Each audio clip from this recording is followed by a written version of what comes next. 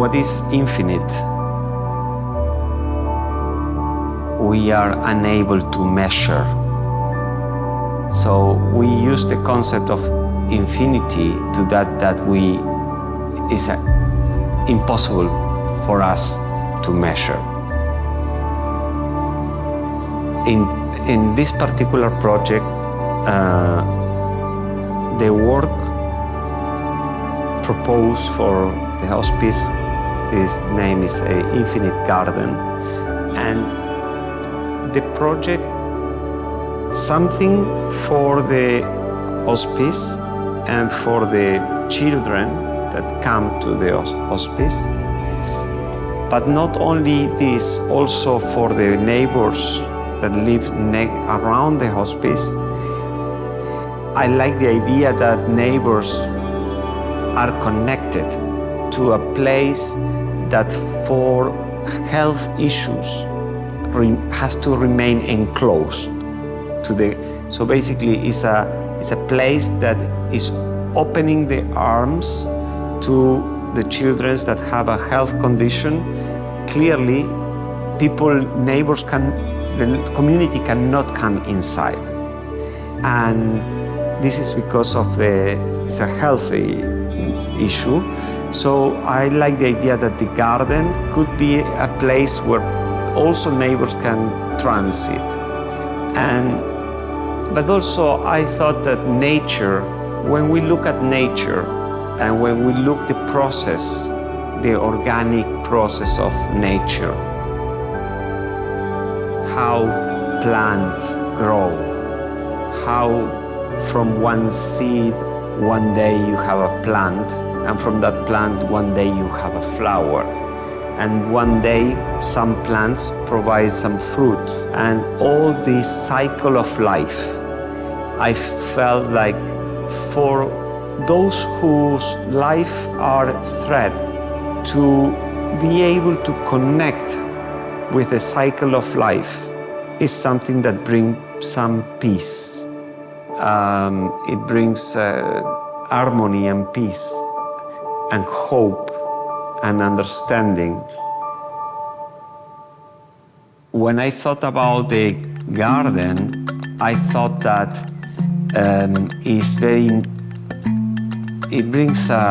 it's a new story.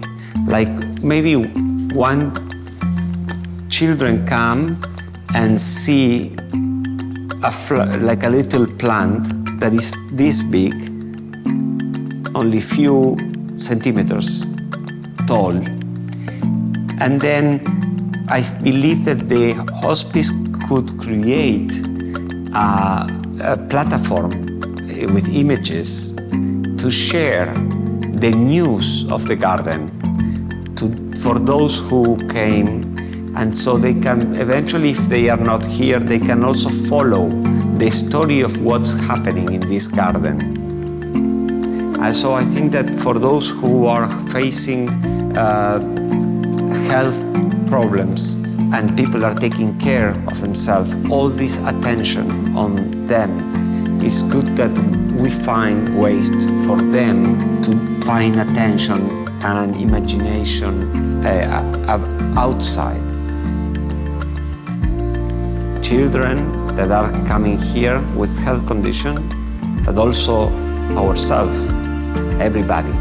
Every living creature is conditioned by time. And as the story of the butterflies, as you know, the butterflies do not live very long, and they come and bring this beautiful existence to the world. So I think everything is relative, really. And I think that it's very important to never forget that everything is relative. Most important, I think we have to remain positive. We have to learn to be positive, not talking only about the children that comes to the hospice, but the society. We need to be positive. People are having all kinds of problems. When you're facing something, if you have a terminal condition, then you are facing something existentially very, very strong. And this should never lead us to despair. Everything in this building, the wood, the architecture, the garden, and the staff members that are here to make life better. And as long as we are here, we are alive. And for how long, we don't know. But we are now and we are here. And I think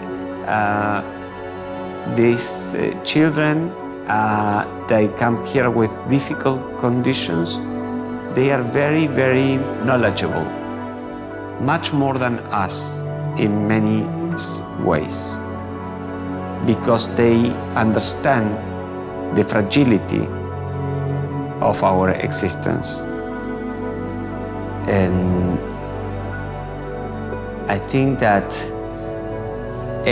every single person has different kind of situations, and everyone in different ways face a condition, some kind of condition. And what I believe that our imagination is what allowed us to travel, to explore, to be free. Freedom is in our minds.